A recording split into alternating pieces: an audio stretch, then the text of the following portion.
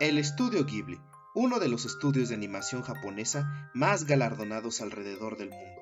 Fundada en 1985 por el ya famoso director Hayao Miyazaki, junto a su amigo y tutor Isao Takahata, no hay duda alguna de que este estudio nos ha entregado múltiples películas que se han convertido en éxitos de culto.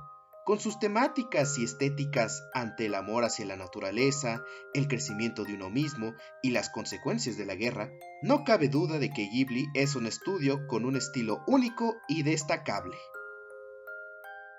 A pesar de todo esto, también han tenido ciertos detallitos que suelen provocar atrasos en sus proyectos o realizar cambios drásticos por problemas económicos. Y entre estas también entran aquellos filmes que no vieron la luz por X o Y razón. Por lo que en esta ocasión les platicaré de dos proyectos cancelados de este estudio, donde abarcaremos un poco de su historia y las razones del por qué decidieron cancelarlas. Así que, ¡a darle!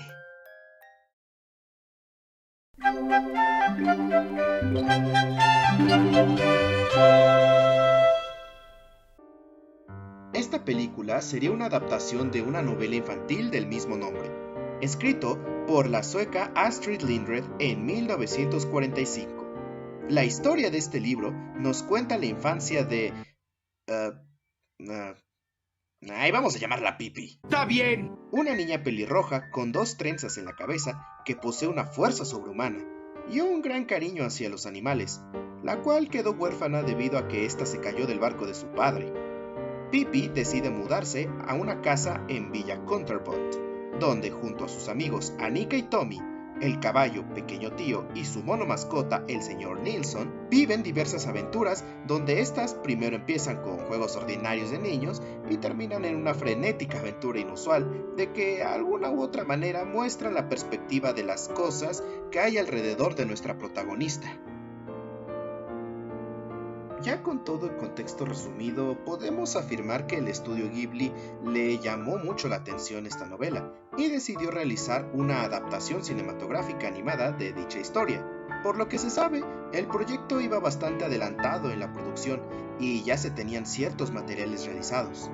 Sin embargo, fue la misma Astrid Lindgren quien se negó a cederle los derechos al estudio japonés. Esto provocó la interrupción inmediata del desarrollo de la película, y poco después terminaron cancelándolo. Actualmente solo se posee varios bocetos y artes conceptuales de lo que tenían planeado realizar, y como podemos ver, adaptarían fielmente lo que es la apariencia de algunos de los personajes. Si bien yo nunca he leído nada acerca de esta saga de novelas, sí me puso algo triste que no se haya podido concretar dicha película. Pues considerando cómo es la temática de la historia y que Ghibli sabe manejar bien los aspectos del desarrollo de personajes femeninos y de los paisajes abiertos, sin duda se hubiera convertido en un clásico junto a películas como, no sé, Mi vecino Totoro, La princesa Mononoke o Susurros del corazón. ¿Y ustedes qué opinan? ¿Les hubiese gustado ver esta película?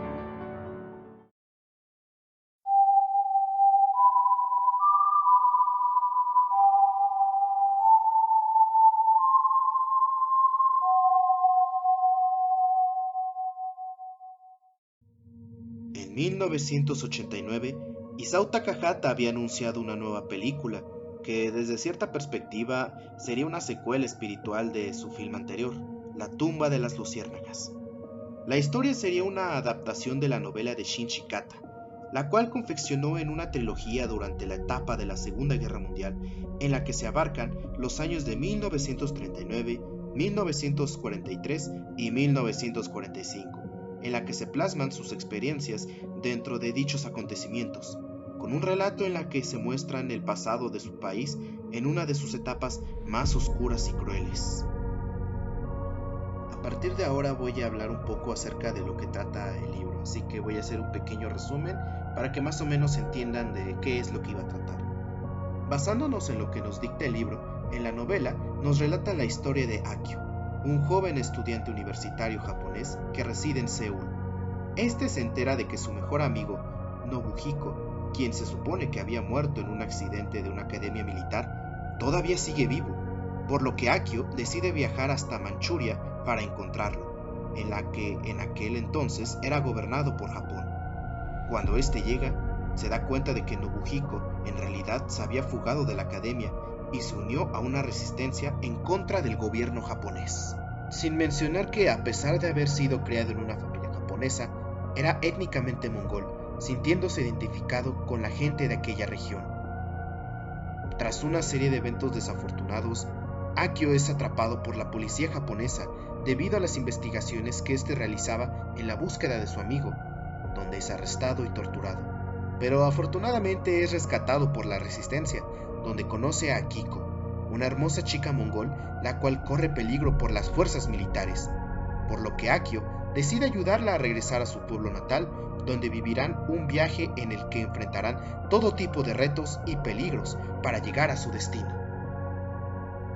Como pudimos ver, la primera parte de esta trilogía de novelas realmente es una epopeya bélica, donde se plasma la brutalidad y lo cruel que fue el país nipón durante dicha etapa de la historia de la humanidad, y cómo estas acciones perjudicaron a aquellos países que estaban bajo el mandato de Japón, lo cual provocó las múltiples guerrillas en cada territorio.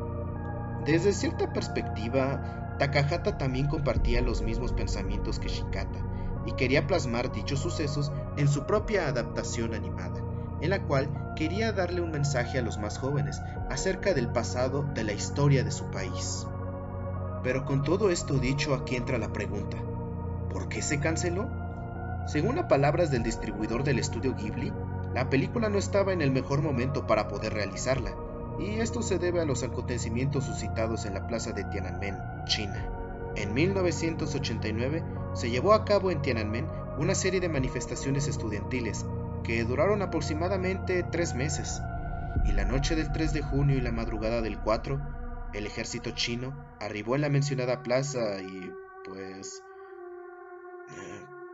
creo que ya saben qué fue lo que ocurrió después.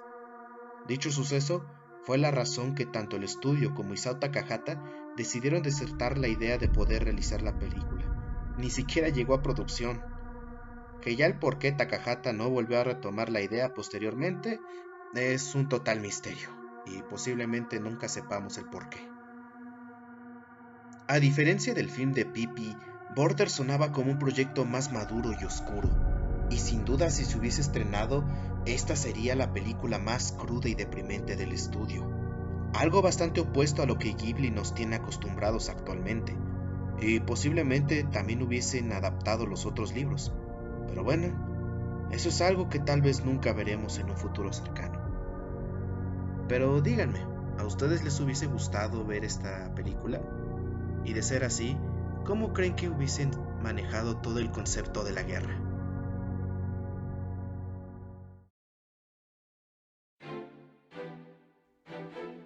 Y bueno chicos, esto ha sido todo. Sé que esto no es algo que haga comúnmente en este canal, pero pues desde hace tiempo siempre me gustaron estos temas de proyectos cancelados o de los media. Así que puede que alguna vez vuelva a hablar de este tipo de cosas. Más que nada porque estos dos temas no los habían abarcado tanto en internet y más que nada en español. Así que pues yo quise agregar un poco de datos y que compartirles un poco de esta información que es bastante interesante. Y no se preocupen, los fandoms, las parodias seguirán siendo el foco principal del canal. Así que me despido. Si les gustó el video denle like, comenten, compartan y suscríbanse para ver más contenido como este. Así que sin nada más que decir, ¡abur!